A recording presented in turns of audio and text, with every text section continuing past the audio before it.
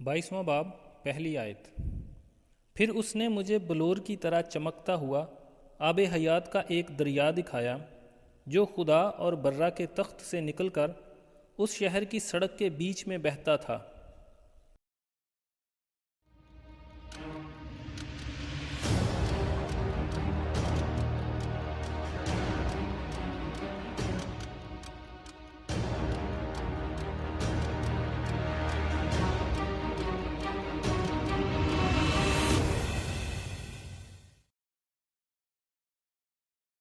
یہ مکاشفہ کی کتاب کا سب سے آخری منظر ہے جو یوحنا رسول کو دکھایا گیا۔ یوحنا رسول ابھی اسی فرشتہ کے ساتھ نئے یروشلم شہر کا مشاہدہ کر رہا ہے۔ اس منظر میں اسے آب حیات کا ایک دریا دکھایا گیا ہے۔ یہ امر قابل ذکر ہے کہ دریا اور اس کا پانی بالکل اصلی اور حقیقی ہیں۔ یہ علامتی اور روحانی معنوں میں یہاں نہیں لیے جانے چاہیے، کیونکہ نیا یروشلم شہر حقیقی ہے اور خدا اور برہ کا تخت حقیقی ہے جہاں سے دریا نکل کر بہتا ہے۔ اس کی لمبائی کم از کم 1500 میل ہوگی جو یروشلم شہر کی لمبائی اور چوڑائی ہے۔ یہ دریا نئے یروشلم شہر کے اندر ہی بہتا ہے اور ایسا کوئی اشارہ نہیں ملتا کہ دریا کا پانی کسی دروازے کے راستے باہر نکل کر نئی زمین پر بھی بہتا ہو۔ اس دریا کا پانی اس شہر کے اندر ہی رہتا ہے۔ اس دریا کو حزقیل کی کتاب کے دریا کے ساتھ نہیں ملانا چاہیے جو 1000 سالہ بادشاہی میں مقدس میں سے بہنا شروع کرے گا۔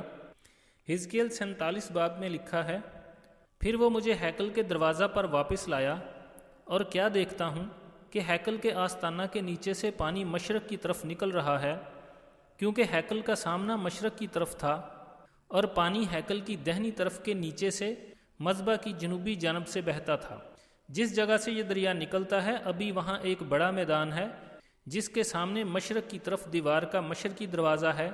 یہ دروازہ جسے گولڈن گیٹ بھی کہتے ہیں صدیوں سے بند پڑا ہے۔ خداوند مسیح اپنی دوسری آمد پر اسی دروازہ سے داخل ہوں گے۔ اس وادی کے بالکل سامنے زیتون کا پہاڑ ہے۔ خداوند مسیح کے آنے پر یہ پہاڑ درمیان سے یعنی مشرقی دروازہ کے سامنے سے پھٹ کر 2 حصے ہو جائے گا۔ زیتون کا پہاڑ آدھا شمال کو سرک جائے گا اور آدھا جنوب کو، اور قبرستان کے بالکل سامنے وادی بن جائے گی۔ جہاں اب میدان ہے وہاں سے دریا پھوٹ پڑے گا اور اس کا پانی آدھا مشرق کی طرف بہے گا اور آدھا مغرب کی طرف۔ مشرق کی طرف بہنے والا پانی بحر مردار میں جا گرے گا اور اس کا پانی جو نمکزار اور نہایت کڑوا ہے بالکل ٹھیک ہو جائے گا۔ اس وقت بحر مردار میں کوئی مچھلی یا آبی جانور نہیں، لیکن اس دریا کے پانی سے بحر مردار کا پانی شیریں ہو جائے گا اور مچھلیاں اور آبی جاندار کثرت سے پیدا ہوں گے۔ اس دریا کا باقی آدھا حصہ مغرب کی طرف بحیرہ روم میں جا گرے گا۔ یہ دریا خداوند مسیح کی بادشاہی کے شروع میں پھوٹ پڑے گا اور 1000 برس تک بہتا رہے گا۔ گزشتہ 6000 برس سے اس جگہ سے پانی نہیں نکلا جہاں سے یہ دریا نکلنا ہے، بلکہ یروشلم میں پانی کی بہت کمی رہتی تھی۔ اس دریا کا حال مکاشفہ 22 باب کے دریا سے ملتا جلتا ہے، خاص طور پر دونوں کناروں پر میوہ دار درختوں کے بیان میں۔ لیکن مکاشفہ کا دریا ابدیت کے زمانہ کا دریا ہے اور نئے یروشلم شہر کے اندر ہی اندر بہتا ہے، وہاں سے باہر نہیں نکلتا، اور اس کا منبع خدا اور برہ کا تخت ہے۔ 1000 سالہ بادشاہی دراصل خداوند مسیح کی ابدی بادشاہی کا ابتدائی حصہ ہے۔ حزقیل کا دریا اس ابدی دریا کا پیش خیمہ ہے جو نئے یروشلم میں ابد تک جاری رہے گا۔ جہاں تک مقدسوں کے پانی پینے کا تعلق ہے اس کا کہیں ذکر نہیں پایا جاتا۔ یوحنا اور مکاشفہ میں آب حیات دینے کا وعدہ پایا جاتا ہے۔ اگر یہ آب حیات زندگی دینے کے لیے ہے پھر تو مقدسوں کو اس کے پینے کی ضرورت نہیں ہوگی، کیونکہ ان کے پاس تو ہمیشہ کی زندگی پہلے ہی موجود ہے۔ اگر آب حیات زندگی کو قائم رکھنے کے لیے درکار ہے تو شاید مقدسوں کو بھی اس میں سے پینا پڑے۔ یہ بہت ممکن ہے کہ اس دریا کا پانی نئی زمین کے باشندوں کے لیے ضروری ہو جو عام انسانوں کی طرح کھائیں پیئیں گے۔ اگلی آیات میں وہ زندگی کے درخت کے پتے استعمال کرتے ہیں، تو ہو سکتا ہے کہ اس دریا کا پانی بھی انہی کے لیے ہو۔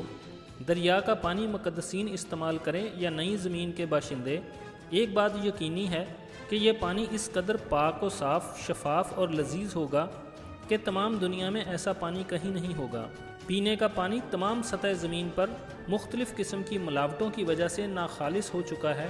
ان ملاوٹوں میں حل ہونے والی اور حل نہ ہونے والی چیزیں، بیماریوں کے جراثیم، زہریلی گیسیں، تابکاری کے اثرات اور بے شمار طبعی اور کیمیائی ملاوٹیں شامل ہیں، لیکن اس دریا کا پانی بالکل صاف اور خالص ہوگا۔ اس آیت میں دریا کی ایک اور صفت کا ذکر ہے کہ وہ شہر کی سڑک کے بیچ میں بہتا ہے۔ یہ سڑک نئے یروشلم شہر کی شاہراہ ہوگی جو شہر کے وسط میں ہوگی، باقی سڑکیں اطراف میں ہوں گی۔ دریا سڑک کے درمیان میں ہوگا، اس کا مطلب ہے آدھی سڑک دریا کے ایک طرف اور آدھی دریا کی دوسری طرف ہوگی، یا یوں بھی کہہ سکتے ہیں کہ سڑک پر آمد و رفت یک طرفہ ہوگی۔